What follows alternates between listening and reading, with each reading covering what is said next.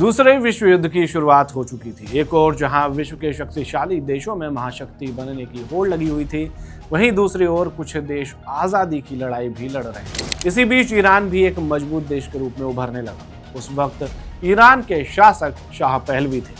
इन्हीं दिनों ईरान के मशहद इलाके में सैयद जावेद खामेनेई और हजीह आगा खानम के घर 19 अप्रैल 1939 को अयातुल्लाह अली खामेनेई का जन्म हुआ।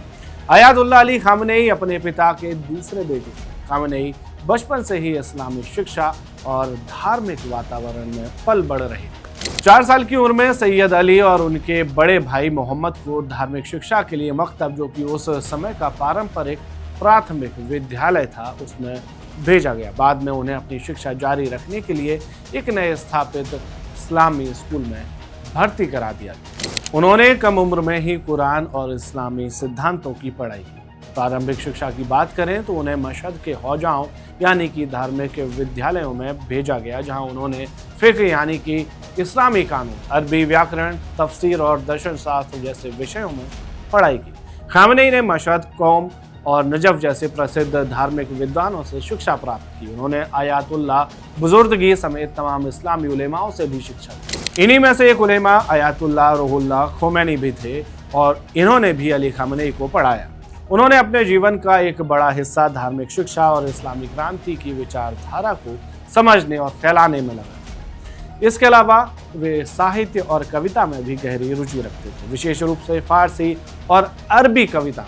उन्होंने कई धार्मिक और दार्शनिक ग्रंथों का अध्ययन किया और कई धार्मिक पुस्तकें भी लिखी। 1950 और 60 के दशक में अली खामेनेई ने ईरान के तत्कालीन शासक मोहम्मद रजा शाह पहलवी की सरकार के खिलाफ खुलकर आवाज उठाई। 1962 में ईरान के कौम में ही अली खामेनेई क्रांतिकारी के रूप में पहचाने जाने लगे, जिन्होंने शाह के शासन की अमेरिका समर्थक और कथित इस्लाम विरोधी नीतियों का विरोध किया।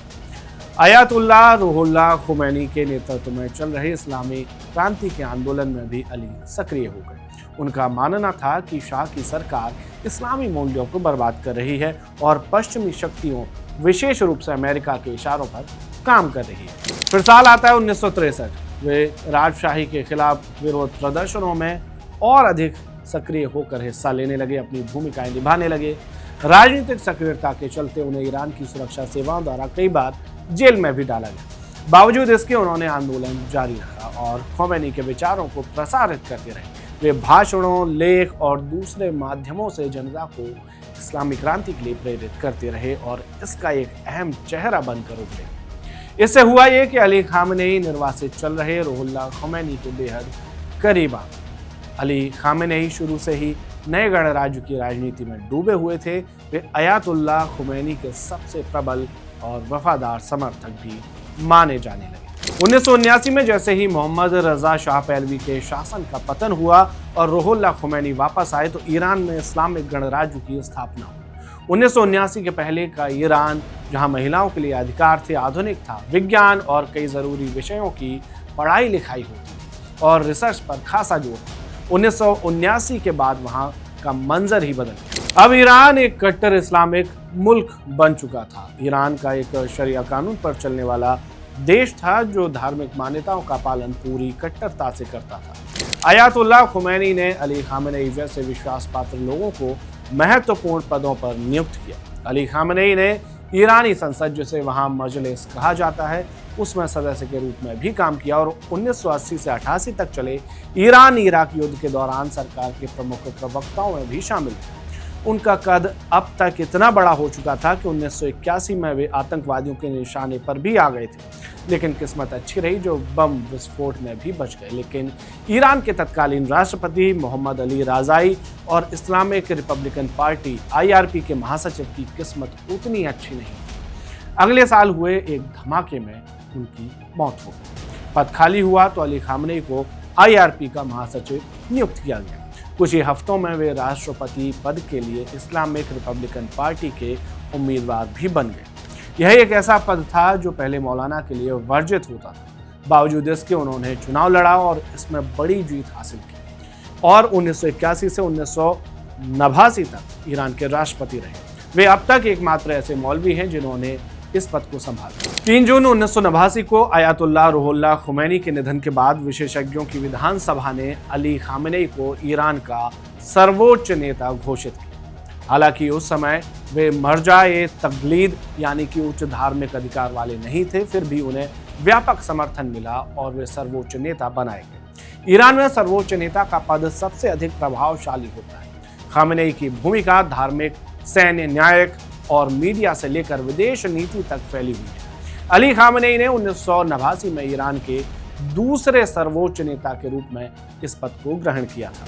सुप्रीम लीडर बनते ही अली खामेनेई ने सरकार के उच्च पदों पर अपनी नियुक्तियों के जरिए इस्लामी गणराज्य की विचारधारा को मजबूत किया और कट्टरपंथी तत्वों को आगे लाया। विदेश नीति में खामेनेई ने पश्चिम के प्रति सख्त रुख अपनाए रखा, अमेरिका को महान शैतान कहा और परमाणु कार्यक्रम को तेजी से आगे बढ़ाने पर जोर दिया ताकि ईरान की वैश्विक ताकत के रूप में स्थिति और मजबूत हो सके।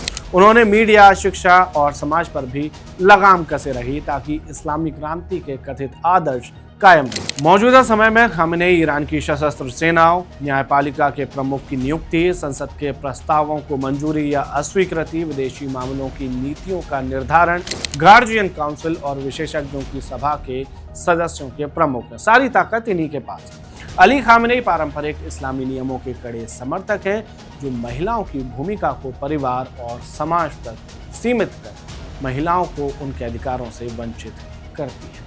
खामेनेई महिलाओं के लिए इस्लामी हिजाब के पक्षधर हैं। वे सार्वजनिक जीवन में पश्चिमी सभ्यता से अलग एक नैतिक और धार्मिक पहनावे का पालन करना अनिवार्य मानते हैं। वे यह भी मानते हैं कि महिलाओं के कार्य इस्लामी मूल्यों और सामाजिक मर्यादाओं के अनुरूप होने ही चाहिए।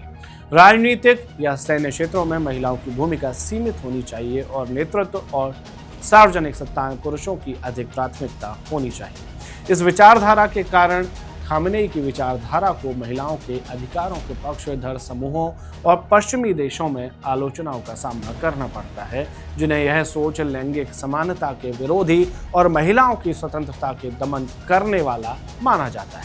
इस रिसर्च को आपके लिए लिखा था हमारी साथी जानसी ने, कैमरे पर इसे रिकॉर्ड किया है नरेश ने और मैं हूं सिद्धार्थ। ऐसे ही और रिसर्च वाले वीडियो के लिए देखते रहिए वन इंडिया। नमस्कार। Subscribe to One India and never miss an update. Download the One India app now.